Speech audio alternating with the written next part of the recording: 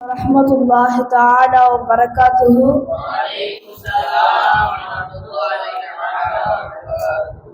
الحمد لله رب العالمين والعاقبة للمتقين والصلاة والسلام على أشرف الأنبياء وسيد المرسلين وعلى آله الطيبين وأصحابه الطاهرين ومن تبعهم بإحسان إلى يوم الدين. أما بعد.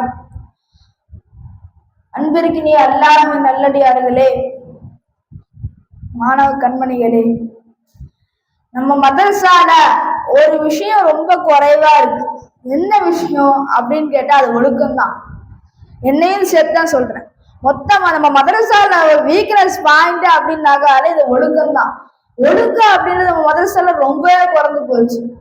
ஒரு பழமொழி சொல்லுவாங்க, மானால மண்ணால இல்லாத அதனி அடையக்கூடிய ஒருவரும் அடையவில்லை ஒழுக்கத்தை கொண்டே தவிர, வேற அதபு ஒழுக்கத்தை கொண்டே தவிர. அப்போ ஒரு மனிதனுக்கு கண்டிப்பாக ஒழுக்கம் என்பது கண்டிப்பாக தேவை. அதிலும் ஒரு ஓதக்கூடிய மாணவனுக்கு ஒழுக்கம் என்பது ஃபர்து, கண்டிப்பாக அவனுக்கு இருக்க வேண்டும். உஸ்தாத்மார்களுக்கு முன்னாடியும் சரி, மற்ற சமயங்களிலும் சரி, நாம உஸ்தாத்மார்கள் இல்லாத சமயத்துல கூட உஸ்தாத்மார்கள் எந்தெந்த பொருட்களை பயன்படுத்தினாங்க, அவங்க உட்காந்து நாற்காலியில அமர்றது, இது போல விஷயங்களை விட்டு தவிர்த்துக்கணும்.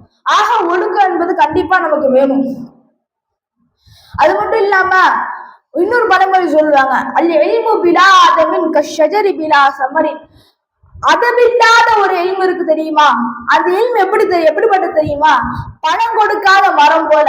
ஒருத்த அதமில்லாம ஒரு எல்ம கத்துக்கிட்டான் அப்படின்னு சொன்னாக்கா, அந்த எல்ம கொண்டு மற்றவங்க என்ன செஞ்சுக்க மாட்டாங்க, பிரோஜனத்தை பெற்றுக்க மாட்டாங்க. ஒரு மரம் வளர்ந்து அது காய் கொடுக்கலன்னா அது யார் யூஸ் பண்ணுவா? அறுத்து போட்டு ஏதோ ஒரு டெஸ்க் செய்யறது அந்த மாதிரிதான் ஆகும். ஆக என்னது, எல்ம நமக்கு எப்படி கத்துக்கணும், அதை போல கத்துக்கணும். அதம் இல்லாம கத்துக்கினாக்கா அதை கொண்டு மற்றவங்களுக்கு என்ன செய்ய முடியும், ஃபாயிதா அல்லாஹ் மற்றவங்களுக்கு சேவை செய்யக்கூடிய வாக்கியத்தை அல்லாஹ் நம்மளுக்கு தடுத்து விட்டுருவோம். அது மட்டும் இல்லாம ஒரு இல்ம சேகரிக்கிற விஷயத்துல ஒழுக்கத்தோட சேகரிக்கணும். அந்த ஒழுக்கத்தை கற்றுக் கொடுக்கறதுக்கு தான் ஸல்லல்லாஹு அலைஹி வஸல்லம் அவங்க பூமியில அனுப்பப்பட்டிருக்காங்க. சரி, இப்ப ஒழுக்கம் அப்படின்னாக்கா என்ன அப்படின்னு கேட்டாக்கா, பாவமான விஷயங்கள் அதை விட தவிர்த்துக்கிட்டு நற்பண்புகளை அதிகமா வளர்த்துக்கிட்டு நல்லதை செய்யணும். அதுதான் ஒழுக்கம். ஒழுக்கம் அப்படின்றது என்னது, நல்ல விஷயங்கள், அதை பெரியவங்களுக்கு மரியாதை செய்யறது. அது மாதிரி சல்லல்லாஹு அலைஹி வஸல்லம் ஒவ்வொரு விஷயத்தையும் சாப்பிடும் போது வலது கையால சாப்பிடுறது, அதுக்கு முன்னாடி கை கழுவி சாப்பிடுறது, சாப்பிடும் போது என்னது பிஸ்மில்லா சொல்லி சாப்பிடுறது, 3 வரலால சாப்பிடுறது, ஏதோ ஒரு மென்மையான சாப்பாடா உணவுகா இருந்தா 4 விரல்களை கொண்டு சாப்பிடுறது. இது போல சல்லல்லாஹு அலைஹி வஸல்லம் அவங்க ஒவ்வொரு விஷயத்திலும் ஒழுக்கத்தை நமக்கு என்ன செஞ்சிருக்காங்க, பெரும்பான்மையா கற்றுக் கொடுத்திருக்காங்க. ஆக ஒழுக்கம் ஒரு மனிதனுக்கு வேணும். சரிங்க, இப்ப ஒரு ஓதக்கூடிய மாணவன் இருக்கான், அவனுக்கு ஒழுக்கமான விஷயங்கள் என்னென்ன ஒழுக்கங்கள் அவனுக்கு இருக்க வேண்டும் அப்படின்னு போது, தாலிமுல் முத்தஅல்லிம் இல்ல, அது வராவு ஃபி ஹாலி தஅல்லும் என்ற அந்த பாபுல சொல்றாங்க, மினல் வராயி அய்யதஹர்ரஸ அனி ஷிபி. ஒருத்த ஒரு ஓதக்கூடிய மாணவன் அவன் ஒழுக்கத்துல ஒரு விஷயம் என்ன தெரியுமா, வயிறு நிரம்ப சாப்பிடக்கூடாது. அது மட்டும் நம்ம மாசால இல்ல, எல்லாம் அடிச்சு நவுத்துறாங்க. வயிறு நிரம்ப சாப்பிடக்கூடாது. ஓதக்கூடிய மாணவனுடைய ஒழுக்கம் அடிச்சு நவுத்திட்டு கடைசியில பாடத்துல படுத்து தூங்குறது, இந்த மாதிரி இருக்கக்கூடாது ஓதக்கூடிய மாணவர். அது அதிகமா தூக்கம் அதிகமா மாணவனுக்கு இருக்கக்கூடாது. இனிமே தேடுறதுல தான் அவனோட காலத்தை செலவழிக்கணும். ஓதுற காலத்துலதான் இனிமே தரக்கூடிய பாக்கி ஐம்பத்தாளுக்கு டைம் கிடைக்குது. வெளியே போனாதான் அந்த வாக்கியம் நமக்கு கிடைக்காது. ஆக ஓதக்கூடிய காலத்துக்கு நம்ம என்ன செய்யணும், அதிகமா தூங்குறதை விட்டு என்ன செய்யணும், தவிர்த்துக்கணும். 3வது சொல்றாங்க, அவர் கசுரத்தில் கலாமி ஃபீமாலா என்பா,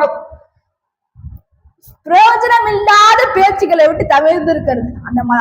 அந்த விஷயம் நம்ம மதரசால சுத்தமா இல்லை. என்னையும் சேர்த்தான் சொல்றேன், ஒரு பிரயோஜனமே இல்ல, சும்மா உட்காந்து வெட்டி கதை, வீணு கதை, ஹல்கா நேரங்களை வீணாக்குறது, ஒரு 10 நிமிஷம் ஃப்ரீ டைம் இருந்தா கூட அதுல எல்லாம் கூட்டு சேர்ந்து பேசுறது, இந்த மாதிரி தேவையில்லாம பேசிக்கிட்டே இருக்கும். ஆனா தாலிமுல் முத்தஅல்லிம் கிதாப் எழுதின இமாம் சொல்றாங்க, அதிகமாக பேசுவதை விட்டு கண்டிப்பாக ஒரு ஓதக்கூடிய மாணவன் தவிர்த்து கொள்ளணும் அப்படின்னு சொல்றாங்க. அது ஓதக்கூடிய மாணவர்களோட ஒரு ஒழுக்கம். 4வது ஒரு முக்கியமான ஒழுக்கம் என்ன தெரியுமா, கடைகள்ல வாங்கி சாப்பிடுறது.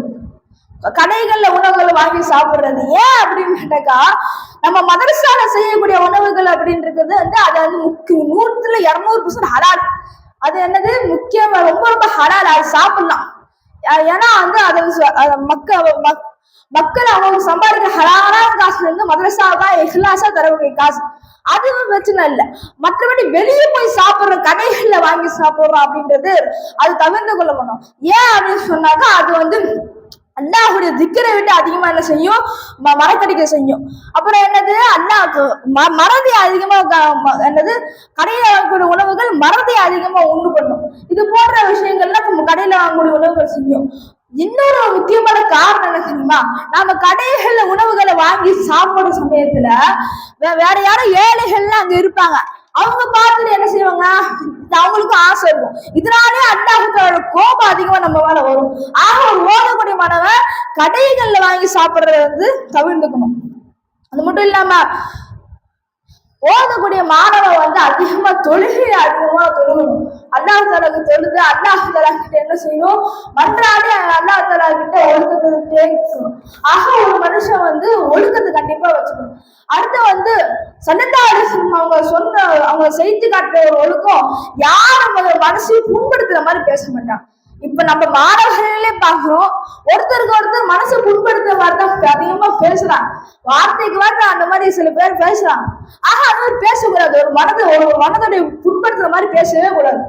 ஏன்னா ஃபைசி நாயகம் அதுக்கு ஒரு உதாரணமா ஃபைசி நாயகம் இப்ப வாழ்ந்தாங்கல்ல, இன்னைக்கு கூட அவங்க பிறந்தார். அவங்க ஃபைசி நாயகம் அவங்க ஒருத்தரால என்னது மஜ்லிஸ்ல உட்கார்ந்து இருக்காங்க. அப்ப வந்து அவங்களோட முரீது ஒருத்தர் பயான் பேசுறாங்க. பயான் பேசும்போது என்ன சொல்றாங்க, அங்க வந்து அந்த அப்ப வந்து ஏசி கொஞ்சம் ரிப்பேரா இருக்கு. ஏசி ரிப்பேரா இருக்கும் போது என்ன செய்யறாங்க, காஃபிர்கள்லாம் வந்து அந்த அந்த இதை வந்து ஏசி ரிப்பேர் பண்ணிட்டு இருக்கான். அப்ப பயான் பேசும்போது என்ன சொல்றாங்க, அந்த முரீது இந்த மாதிரி நமக்கு அல்லாஹ்ன்ற ஒரு அல்லாஹ் தான் இறைவன், அல்லாஹ் நம்ம கூட இருக்கா என்பதை நம்ம ஷேக் நாயகம் நமக்கு காட்டி கொடுத்துருக்காங்க. ஆனா இவங்களுக்கு யாரு எந்த ஒரு இலாகும் இல்லாம இந்த மாதிரி அலைஞ்சிட்டு இருக்காங்க. அந்த மாதிரி கொஞ்சம் மனசு புண்படுத்துற மாதிரி யாரு அவங்க முரீது நம்ம பேசணும்னு ஃபைசி நாயகம் சொன்னாங்க. என்னதான் இருந்தாலும் அவரோட கடவுளை பத்தி நீ தப்பா பேசக்கூடாது, ஏன் அந்த மாதிரி பேசுற, அவரோட கடவுளை பத்தி அது பேசக்கூடாது, அவருடைய மனதை புண்படுத்துற மாதிரி பேசாது என்பதாக ஃபைசி நாயகம் அவங்க தடுத்தாங்க. இது போல சின்ன சின்ன ஒழுக்கங்களுக்கு நம்ம உஸ்தாத்மார்களுக்கு முன்னாடி சம்மணம் போட்டு உட்கார்றது, சாஞ்சுக்கிட்டு உட்கார்றது, இது போல விஷயங்கள் செய்யவே கூடாது. அது மட்டும் இல்லாம நம்ம ஒவ்வொரு காரணி அணியிறது, முக்கியமா காரணி அணியறது பொறுத்த வரைக்கும் அல்லாஹ் தஆலா அந்த காரணி எதுக்கு கொடுத்துருக்கான், நம்ம ரோட்ல போகும்போது சூடு இருக்கும், அதெல்லாம் விட்டுறதுக்கு இரவு நேரங்கள்ல ஏதோ கீழே நஜீஸ் இருக்கலாம், அதெல்லாம் வந்து என்னது அந்த சப்பல்லாம் தாங்கிட்டு இருக்கு, அதை போய் எல்லாரும் மரியாதை இல்லாம தூக்கி வீசுறது, அந்த மாதிரி செய்யறது, அதுவும் ஒரு ஓதுறமான அழகு இல்லை. அதனால என்ன செய்யணும், அதிகமா ஓதுற மாணவன் எப்படி இருக்கணும், ஒழுக்கத்தோட இருக்கணும். ஒரு மனுஷன் ஒழுக்கத்தோட இருந்தாலும் அல்லாஹ் தஆலா அவனுக்கு அதிகமா உயர்வு தரான். ஸல்லல்லாஹு அலைஹி வஸல்லம் அவங்க அவ்வளவு உயர்வான அந்தஸ்துக்கு இருந்த காரணம் ஒரு ஒழுக்கம். ஸல்லல்லாஹு அலைஹி வஸல்லம் அவரோட ஒழுக்கத்தை பார்த்து எத்தனை நபர்கள் இஸ்லாம் ஆயிட்டாங்க தெரியுமா. ஸல்லல்லாஹு அலைஹி வஸல்லம் அவங்க காலத்துல வந்து ஒரு காட்டருவி, அவங்க என்ன செய்யறாங்க, முஸ்லிம் ஆள அவங்க வந்து மஸ்ஜித் நபவி பள்ளிவாசல் கட்டியிருக்காங்க. அங்க வந்து என்ன செய்யறாங்க, வலம் ஜலம் கடிக்கிறாங்க. வலம் ஜலம் கடிச்ச உடனே சஹாபாக்கள் போய் அவங்களுக்கு திட்ட ஆரம்பிக்கிறாங்க. அப்ப ஸல்லல்லாஹு அலைஹி வஸல்லம் என்ன செஞ்சாங்க, ஒழுக்கத்துல ஒண்ணுதான் மரியாதை என்ன செய்யறாங்க, அங்க போய் அவங்க எல்லா சஹாபாக்கள் திட்டாதீங்கன்னு சொல்லிட்டு அந்த காட்டருவி இந்த மாதிரி செய்யக்கூடாது, இது ஒரு புனிதமான இடம், ஒரு மஸ்ஜிது, இந்த மாதிரி செய்யாதீங்க என்பதா சொன்னது மட்டும் இல்லாம தானே வந்து அந்த மலம் ஜலத்தை என்ன செய்யறாங்க, தானே கழுவி விடுறாங்க. இதை பார்த்தா அந்த காட்டருவி என்ன செய்யறது, தான் ஊருக்கு போய் இந்த மாதிரி ஒரு நபர் இருக்கிறாங்க, மிக நற்பண்புகள் உடையவராக இருக்கிறாங்க, இந்த நபர் கண்டிப்பா இறை தூதரா தான் இருக்கணும், நான் முஸ்லீம் ஆயிட்டேன், நீங்க யார் முஸ்லீம் ஆக போறீங்கன்னு சொல்லி அந்த ஊரே கூட்டிட்டு வந்து என்ன செஞ்சாங்க, முஸ்லீம் ஆனா. இது போல நாயகம் ஸல்லல்லாஹு அலைஹி வஸல்லம் நற்பண்புகள் ஏராளமா இருக்கு. அந்த நற்பண்புகள் அந்த ஒழுக்கத்தை நம்ம ஃபுல்லா வளர்த்த அல்லாஹ் தஆலா நம்மளை எங்கேயோ கொண்டு போயிடுவோம். ஹிதுமத்தே புதாமில்தா அப்படின்னு சொல்றாங்க. ஆனா அந்த ஹிதுமத்தை எப்படி செய்யணும், ஒழுக்கத்தோட செய்யணும். ஏனாதாரம் செய்யறது விட ஒழுக்கத்தோட செய்யணும். அது மட்டும் இல்லாம ஒரு மனுஷனுக்கு வந்து கல்வி அதிகமா இருக்குன்னா பத்தாது, கல்வியோடு சேர்ந்து ஒழுக்கம் கண்டிப்பா இருக்கணும். ஆகவே அந்த ஒழுக்கத்தை நாம் முழுவதுமாக நாம் பேணக்கூடிய பாக்கியத்தை அல்லாஹ் தஆலா நம் அனைவருக்கும் தந்தல் புரிவானாக. ஆமீன். வாஹிர் தஅவானா அல்ஹம்துலில்லாஹி ரப்பில் ஆலமீன்.